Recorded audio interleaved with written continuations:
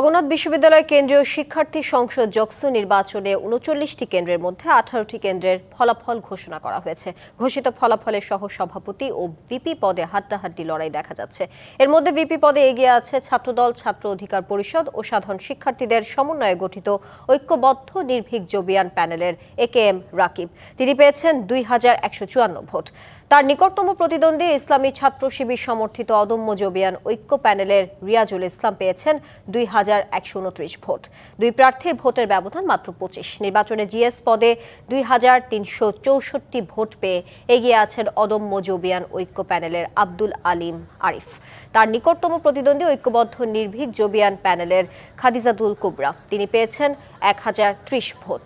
AGS পদে এগিয়ে অদম্য জোবিয়ান ঐক্য প্যানেলের মাসুদ রানা। গতকাল জকসু ও হল সংসদ নির্বাচনে ৩৯টি কেন্দ্রের ১৭৮টি বুথে ভোট গ্রহণ করা হয়। জকসু নির্বাচনের সবশেষ পরিস্থিতি জানাতে জগন্নাথ বিশ্ববিদ্যালয় ক্যাম্পাস থেকে সরাসরি যুক্ত হচ্ছেন সহকর্মী ফরহাদুজ্জামান। ফরহাদ, ২৪ ঘন্টা তো পেরিয়ে গেল, জকসুর ভোট গণনা শেষ হতে আর কত সময় লাগতে পারে? আর প্রাপ্ত ফলাফলে অর্থাৎ ১৮টি কেন্দ্রের ফলাফল এখন পর্যন্ত জানানো গেছে, সেই ফলাফলে কোন প্যানেলের প্রার্থীরা এগিয়ে সেই বিষয়েও বিস্তারিত জানাবেন।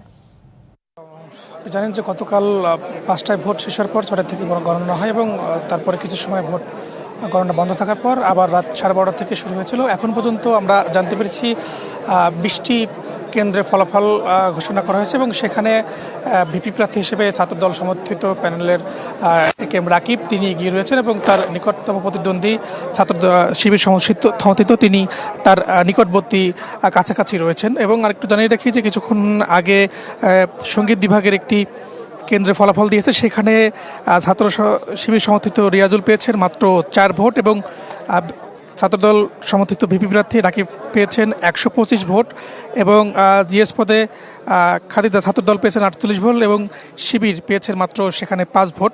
এবং প্রাপ্ত ফলাফল অনুযায়ী যদি বলি, এখন পর্যন্ত ভিপি পদে ৮৮ ভোটে এগিয়ে আছেন ছাত্রদল সমর্থিত প্যানেলের ভিপি প্রার্থী একেএম রাকিব।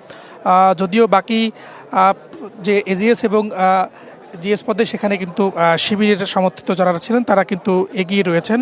এবং আরেকটা বিষয় জানিয়ে রাখি, আপনি জানেন যে ৩৯টি কেন্দ্রের মতো মাত্র এখন পর্যন্ত ২০টি কেন্দ্রের ফলাফল প্রকাশিত হয়েছে এবং শেষ হতে আরও সময় লাগবে এবং সেটা কতক্ষণ নাগাদ হতে পারে সেটা কিন্তু এখন পর্যন্ত নিশ্চিত হওয়া জানেই। তবে অনেকে আশঙ্কা করছেন সেটা হয়তো মধ্যরাত পর্যন্ত চলে যেতে পারে এবং এখন পর্যন্ত প্রাপ্ত ফলাফল অনুযায়ী কিছুক্ষণের মধ্যে হয়তো আরেকটি ফলাফল প্রকাশিত হবে।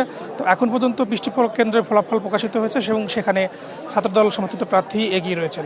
তো এই পর্যন্ত আমার কাছে এই ছিল সর্বশেষ তথ্য। ফরহাদ, আপনাকে ধন্যবাদ যুক্ত থাকার জন্য। নতুন এবং ফিরে আসা গ্রাহকদের জন্য নগদে চলছে ক্যাশব্যাক সহ প্রতিদিন হাজারো উপহার জেতার সুযোগ। হবে আশা আর ফেরা, সারপ্রাইজ সেরা।